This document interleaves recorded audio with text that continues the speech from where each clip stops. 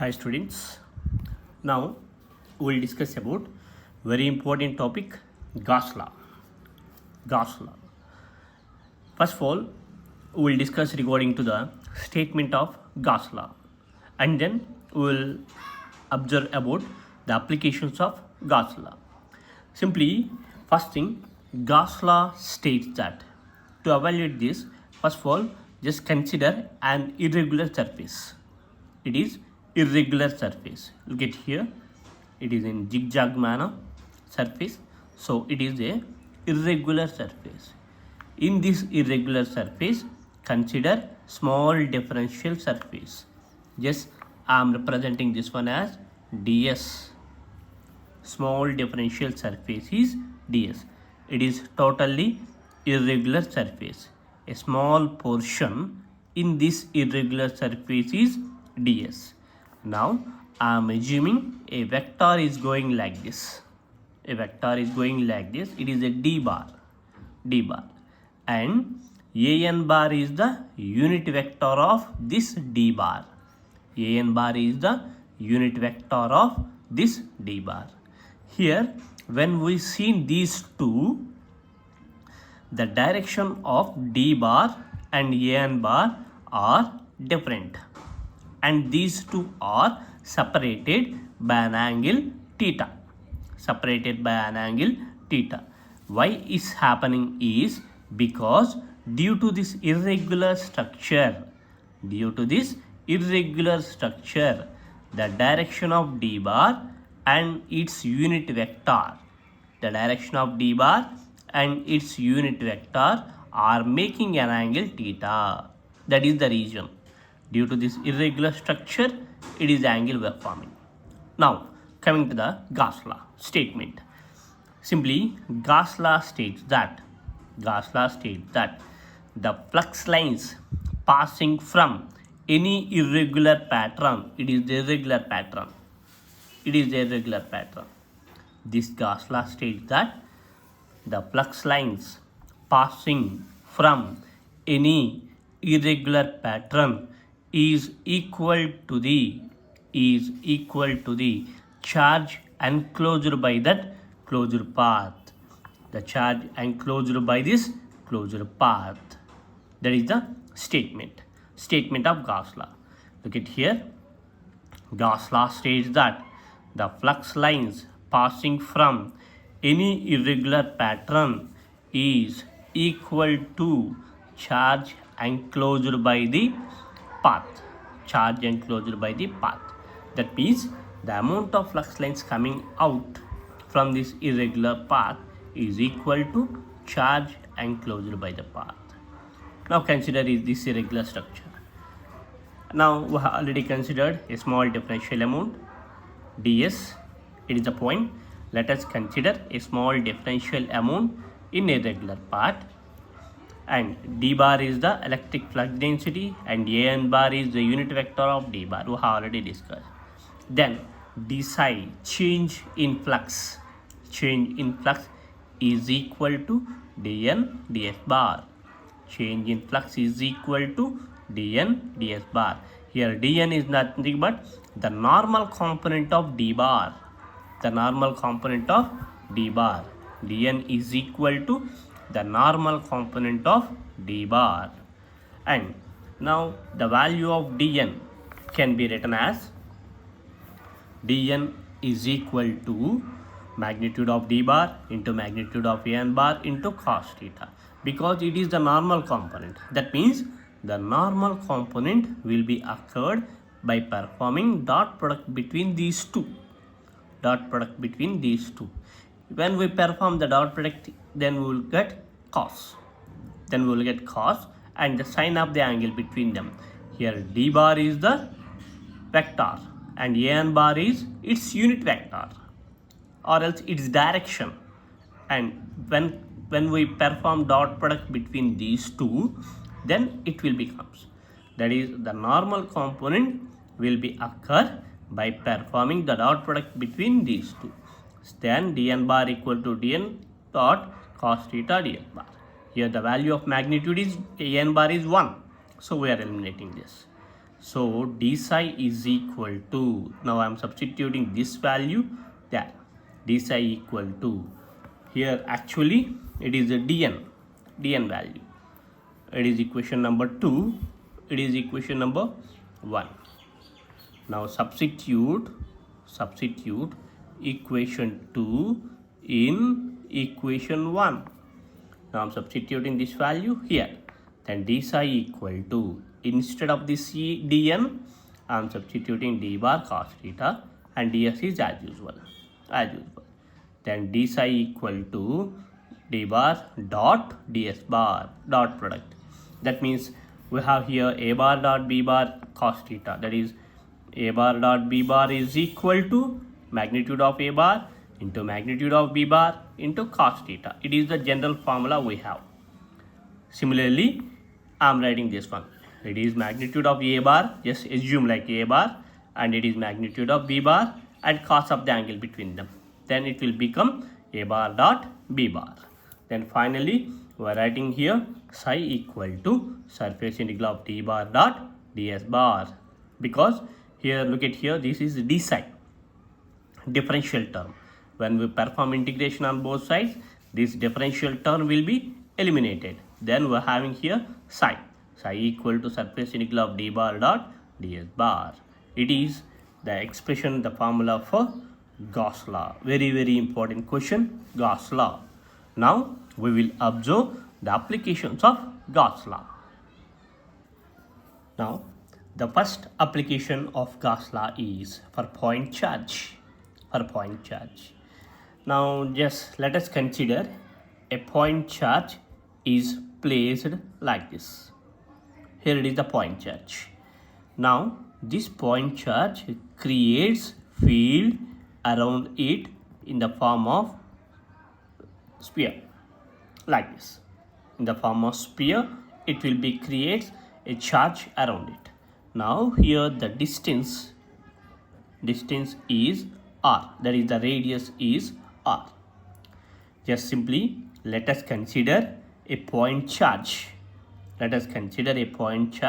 Whose placed at the origin. Then its charge distributes with a radius r. Again I am repeating here. Let us consider a point charge. Just assume that one as a q.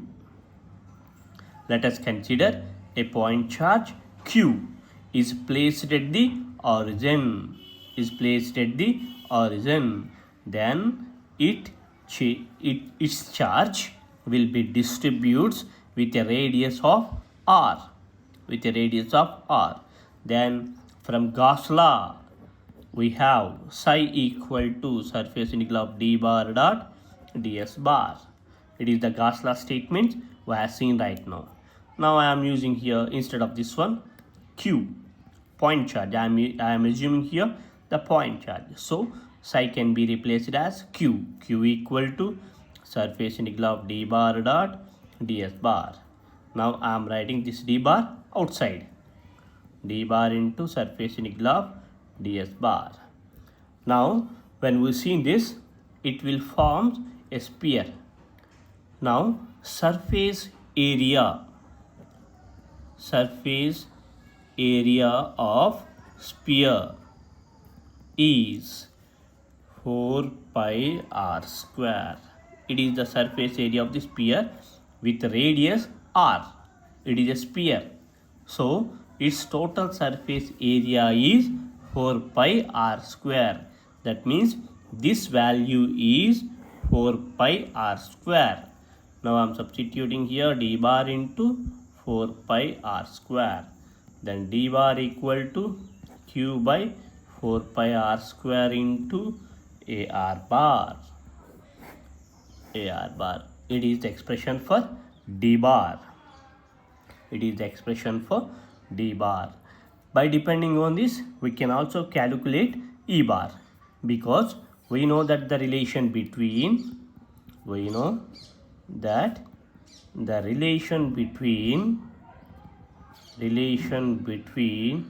d bar and e bar is d bar equal to epsilon naught E bar.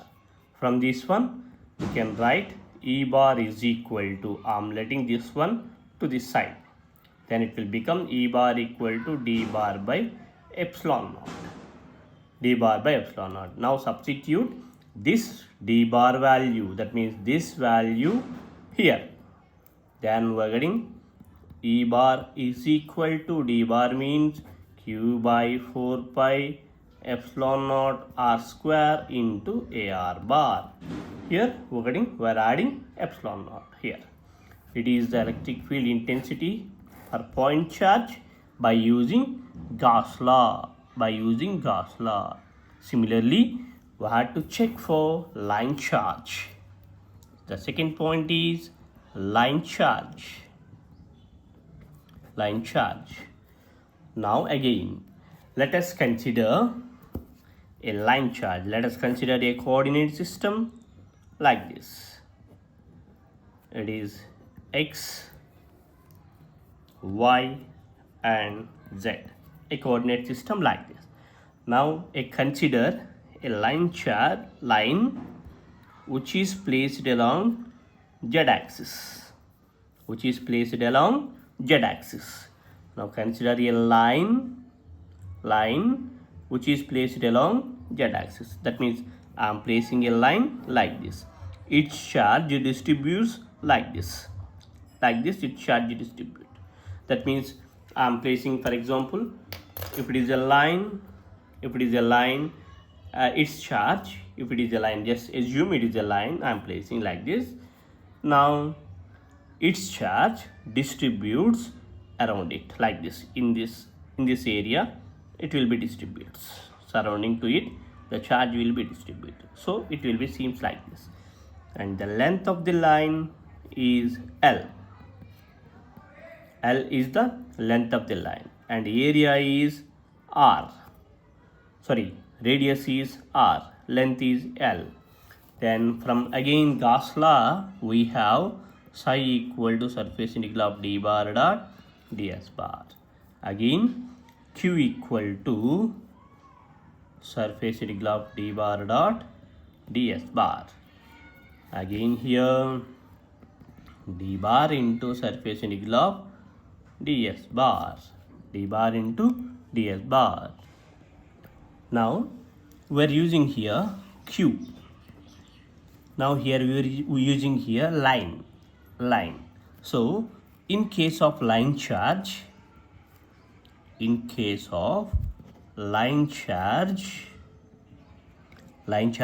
of view, the value of q is line integral of rho l into dl. That is the expression for q in case of line charge. We have already discussed this one in charge distributions point of view. Three types of charge distribution: line charge, surface charge, volume charge. So this one, line charge. Now I am substituting this value here. So I am getting line integral of rho l into dl equal to d bar dot surface integral of ds bar. Again here, look at here. And this one also I am writing as rho l into line integral of dl is equal to d bar into surface integral of ds bar. Now I am making substitutions for these two, for this one and for this one. Now initially it is a surface area, it is a line. So surface area of this line, when we place a line, it will form a cylinder. That means when we place a line like this, just consider the pen is the line. So around this pen the field will be distributed. That means it will form a cylinder. So surface area of cylinder is 2 pi RL. It is the expression for surface area of cylinder. That means this value is this. And again look at here, the line integral of this one. That means that length of this line is L. So this total value will become L. So by substituting these two values in these expressions, then it will become rho L into, instead of this one, L is equal to d bar, instead of this one, 2 pi RL, 2 pi RL. Here L will get cancelled. Then finally d bar is equal to rho L by 2 pi R. And it is a vector, so unit vector can be written as AR bar. That is, d bar is equal to rho L by 2 pi R into AR bar. It is the expression for line charge by using Gauss law. And similarly, E bar can be written as E bar equal to d bar by epsilon naught. It is the point we have already discussed previously. Now I am substituting d bar is here, then we are getting d bar means rho L by 2 pi R into epsilon naught is here, epsilon naught AR bar. It is E bar for line charge by using Gauss law. Now the third application is infinite sheet of charge. Infinite sheet of charge. First one is point charge, second one is line charge, third one is infinite sheet. Now just it is coordinate system. I am assuming here x-axis, y-axis and z-axis. Now I am placing a sheet on z equal to 0 plane. Just listen carefully. A sheet, a uniform sheet is placed in z equal to 0 plane. The sheet consisting of uniform charge density rho s. Its charge density is rho s. Rho s is placed on z equal to 0 plane. Now consider a small differential sheet, like this. Here it is another one, and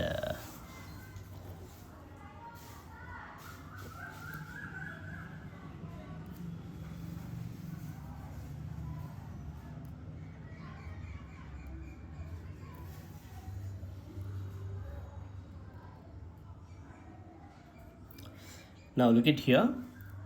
This is a one plane and this is the another plane. Now I am assuming d bar will flows in this direction. At the same time it will be flows in this direction also. D bar. And now the area of this surface, the area of this surface is A, as well as the area of this surface is A. Look at here, the area of this surface is A and the area of this surface is A. Now the sheet is placed on Z plane. Now d bar will be flows in this direction, so that means along Z direction. So its unit vectors are AZ bar in this direction minus AZ bar in this direction. Now there is no component will be exist along x direction and y direction of d bar. That is d bar having no component. In x and y directions. That is, in these two directions d bar value will be 0. In these two directions d bar value will be 0. Then now with this, according to our Gauss law, psi equal to q equal to surface integral of d bar dot ds bar. Now look at here, this d bar will be flows in two directions, this direction and this direction. That means towards top and towards bottom. So I am writing here surface integral of top d bar dot ds bar plus surface integral of bottom d bar dot ds bar. And at the same time here all sides also here, but this d bar doesn't flows in these sides because there is no component of x and y along there is no component of d bar along x and y direction, so this value will be 0.